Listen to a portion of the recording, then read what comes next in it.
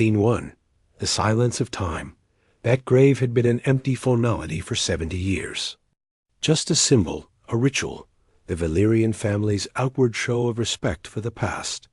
There was nothing inside Dot until the moment the groundskeeper, Elias, struck it with his shovel. Elias, the 40-year silent custodian of Evergreen Cemetery. Like his name, he was a part of this earth. His days flowed with the rhythm of silence, mowing the lawns, gathering withered flowers, occasionally witnessing tears. Elias knew well that even the rich and the famous were reduced to mere names in the end. The Valerians, the name of the city's founding family, every corner of which reeked of money and power. They were interred in the most magnificent, most ostentatious section of the cemetery.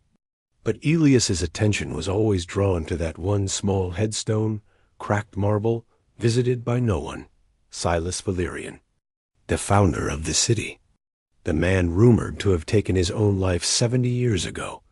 The rumor was that Silas had lost all his reputation due to a major business disagreement and committed suicide. His family had buried him here, away from the main Valerian monument, as if interring a shameful secret. But Elias knew that grave was empty, just a ritual staged for public consumption. No one stays that silent about the suicide of a man so rich and powerful. On that day, Elias's task was to aerate the soil around that old headstone.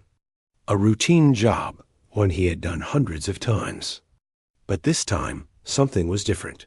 The shovel hit something. It wasn't a rock. The box wasn't deep, only a few inches below the surface. Elias's heart began to pound in his chest. Curiosity, fear, and the thrill of a forbidden secret. He quickly cleared the soil. What stood before him was a rusty iron box. It had been waiting beneath the earth for years. Elias knew this box was illegal. Cemetery regulations forbade such things. But 40 years of groundskeeping experience told him this was no ordinary theft or forgotten item. This was a buried secret. Elias did not yet know that the box he found in a Valerian grave carried a single sentence that would change his life. Irrevocably. Scene 2. The secret of the box. Forbidden knowledge. Elias carried the box to the cemetery shed. His fingers trembled. He forced the lid open. Inside was just a piece of paper. A copy of a will, aged, yellowed, and slightly worn at the edges from moisture. Elias began to read. He saw the name of the Valerian family founder, Silas Valerian. The date was exactly 70 years ago. What caught Elias's attention was the final sentence. Beyond the standard legal jargon, all my wealth and controlling shares in Valerian holdings shall pass to my single legitimate heir, known to no one, who awaits his father's vengeance in the silence of this very cemetery. The son outside the family. Music. Tension peaks, then drops to a shocking silence. The son outside the family. Elias felt his breath catch. This was not just an inheritance dispute. This was a bomb that would destroy the Valerian family's 70 years of reputation, fortune, and power. If this document was real, Silas Valerian had not committed suicide. He had been betrayed and had buried his revenge plan deep within this grave. But who was this son outside the family? Elias quickly returned to the top of the text. The signature belonged to Silas Valerian, but there was another name beneath it, Emil Thorne. Silas's former private assistant, the only person at the time who knew all the Valerian family secrets. Elias realized something else at that moment. This paper was dated 1 week after Silas's reported suicide, which meant Silas hadn't died when they claimed. Narrator. Conspiracy theory. The Valerian family had lied. Silas's son, Magnus Valerian, the current head of Valerian Holdings, had fabricated his father's death, silenced Emil Thorne, and seized the entire inheritance. But Silas, by staging his death, had taken his ultimate revenge. He had willed his fortune to someone outside the legal line. Elias's hands started to shake. This paper could open the door to a multi-billion-dollar inheritance for him. But it could also make him the target of the city's most dangerous, most ruthless family. Elias, the groundskeeper, had found the warrant for the destruction of an entire empire in the very cemetery he guarded. Scene 3. Magnus Valerian, the shadow enemy. Magnus Valerian, 75 years old, with eyes of steel, the absolute ruler of Valerian holdings. He had managed his father's legacy his entire life, keeping everything under control. Until that phone call. A call from the Valerian family lawyer, Mr. Aris. "Sir, there's a problem. A groundskeeper at Evergreen Cemetery dug up Silas Valerian's grave. He found something. A box." Magnus nearly knocked over the $15 million Chinese porcelain vase on his desk. A 70-year-old lie could not be exposed by a single swing of a shovel. Magnus's father, Silas, had indeed not committed suicide. When Silas learned that his son Magnus was trying to swindle him and take over the company, he decided to expose Magnus. However, Magnus had stopped his father, locked him in a room, and made it look like a suicide. Emil Thorne knew the truth, but Magnus had silenced him with a large sum of money. Narrator: the villain's motivation. Magnus's entire life was built on this lie. The emergence of that will would not only mean losing his inheritance, but also imprisonment, loss of reputation, and the Valerian name being stained forever. Dialogue: Magnus's rage. Aris: who is this groundskeeper?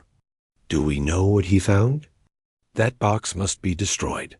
Immediately. Whatever the cost. Scene 4. Elias's dilemma. The dangerous game. Elias read the paper over and over. He had to find the son outside the family. But another thought struck Elias. Emil Thorne. That assistant's last name was eerily similar to Elias's mother's maiden name, Thorne. Elias remembered his father, who had died 40 years ago, whom his mother had always kept a secret. The only thing he knew about his father was that his name was Emil Elias. Quickly checked the cemetery records. And he found it. Narrator emphasis. The grave of Silas Valerian's assistant, Emil Thorne, was right next to Elias's grandmother's. And Elias's mother had started working at the cemetery when she was 18. Leaving shortly after, Elias realized with horror that his mother was Emil Thorne's daughter, meaning she was Emil's granddaughter.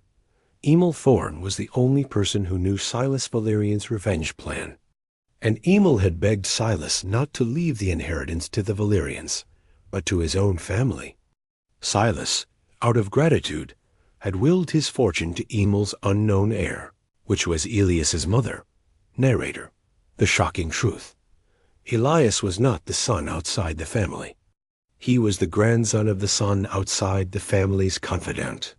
He was the rightful heir, the person entitled to the inheritance after his mother's death. Music: an epic and emotional shift. Elias, the groundskeeper. His shoes were covered in dirt, his hands calloused. And now, with a piece of paper in his hand, he was the legal heir to the Valerian Empire. Narrator: curiosity gap and Zygarnik effect. But the Valerians, especially Magnus, would never allow a groundskeeper to take their inheritance. Elias had the evidence, but Magnus had the power. What would Elias do? Would he sell the evidence to the Valerians and stay silent, or would he wage war on that empire to deliver 70 years of vengeance and justice? To be continued. Closing parenthesis. Scene 5. The confrontation and dilemma. The dark offer. Elias hid the box and the will copy in a safe place, at the bottom of his locked cabinet. That night, as he returned to his shed, he saw a black, expensive car waiting at the cemetery entrance. Mr. Aris, Magnus Valerian's lawyer, slowly stepped out from under his umbrella. His face was cold and professional. Dialogue: the lawyer's threat. "Mr. Thorne?" "Oh no, Mr. Elias. It wasn't hard to find you. That box ... It's a misunderstanding. An illusion. A scribble written by my client's father in his old age, with no legal validity.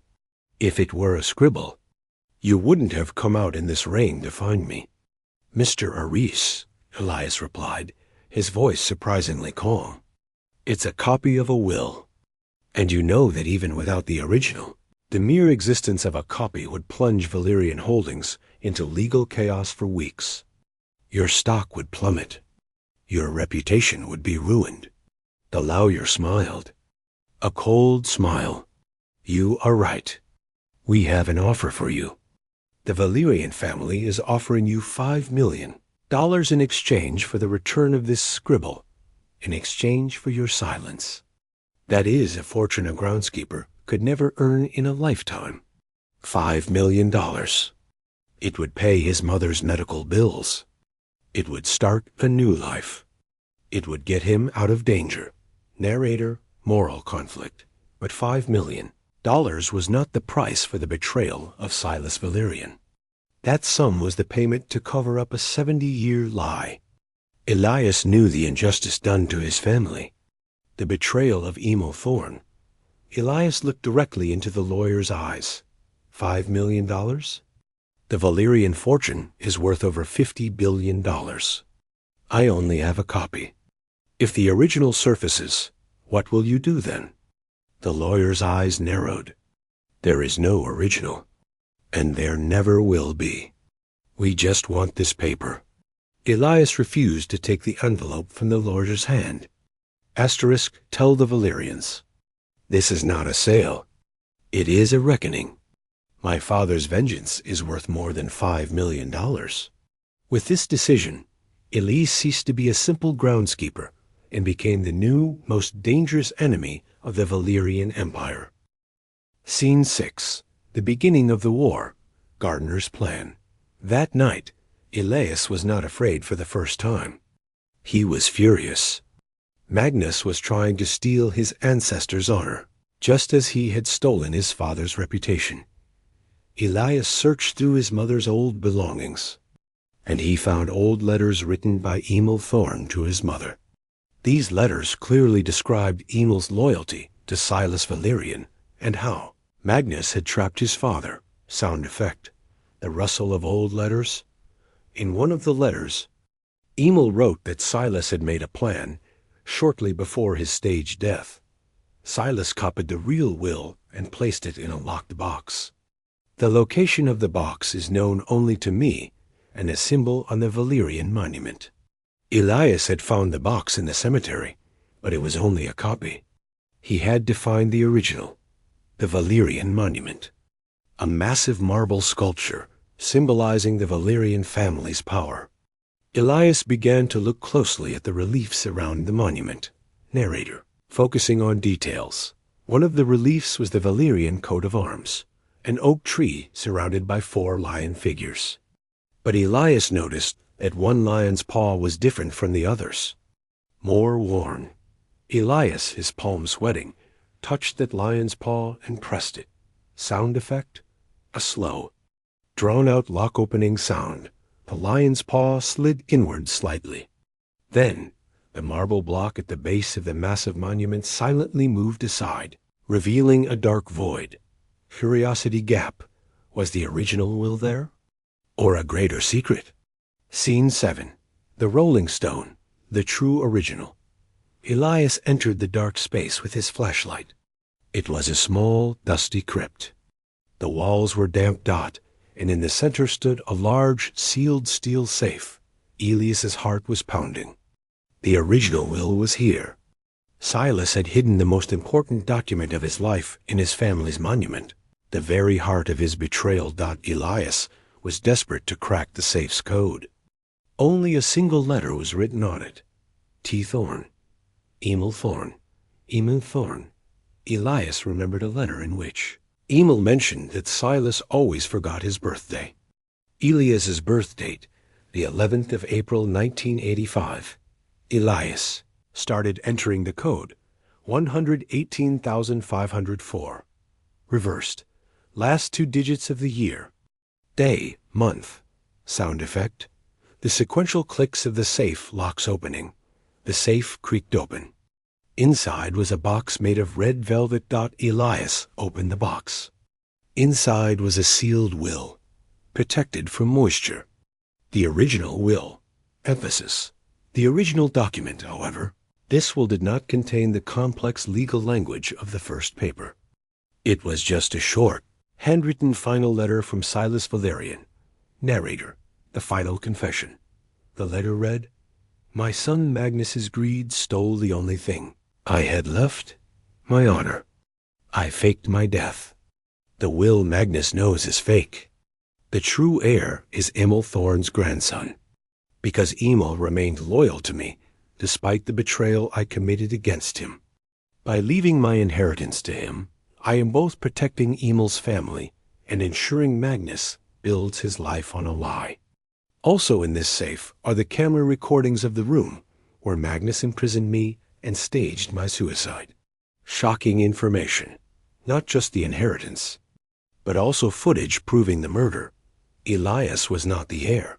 He was the executor of the vengeance, the revealer of the killer, narrator, final assent.